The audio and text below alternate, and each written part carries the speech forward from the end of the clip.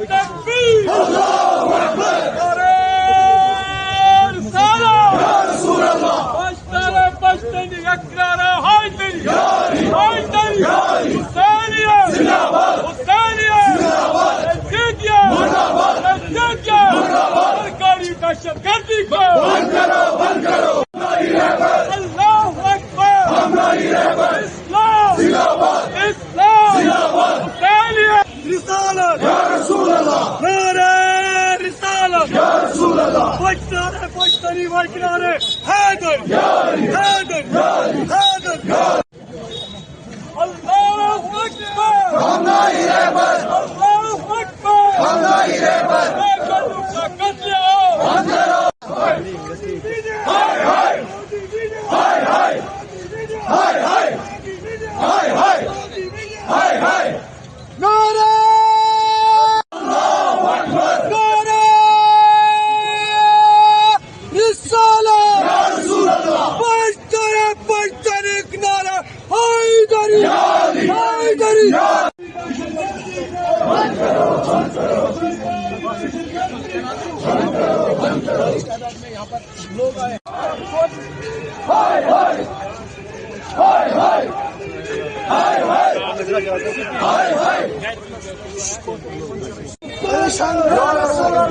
आपके तौसीफ से हुकूमत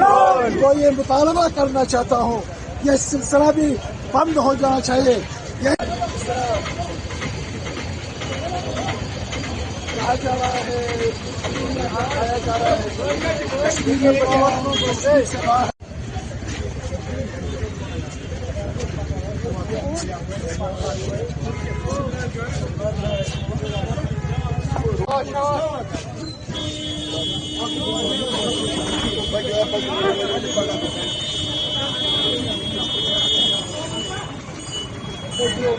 में इसके खिलाफ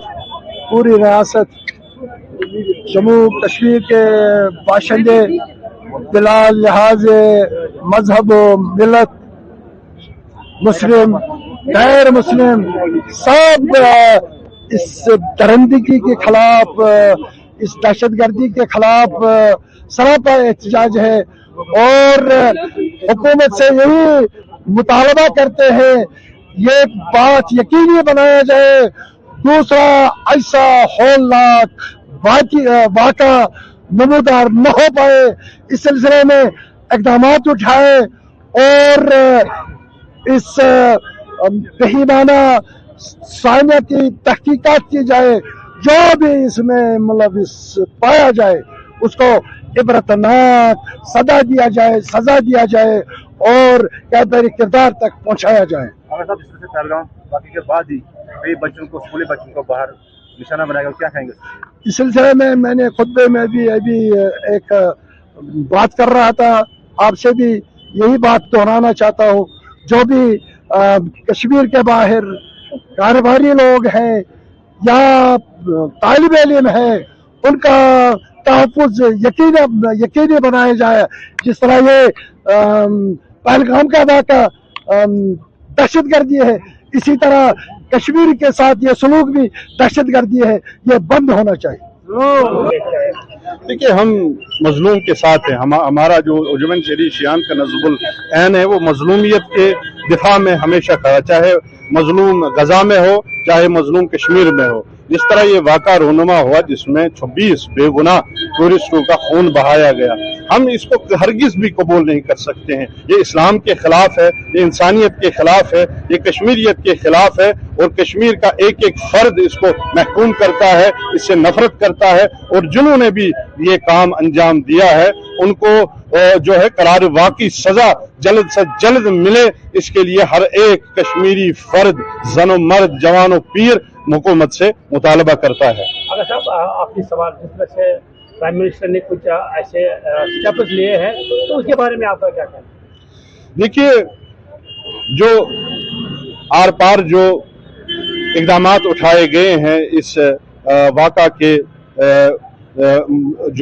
जब ये वाक़ा रोनुमा हुआ तो आर पार जो है रिएक्शंस आए, लेकिन हमें समझना चाहिए कि जो दहशतगर्दी और जो प्रॉक्सीज का खेल चला आ रहा है, इससे न हिंदुस्तान को कुछ हासिल होगा न पाकिस्तान को कुछ हासिल होगा। नतीजा जो इन चीजों का रहा वो यही है कि बेगुनाहों का खून इसी तरह जो है बहाया गया।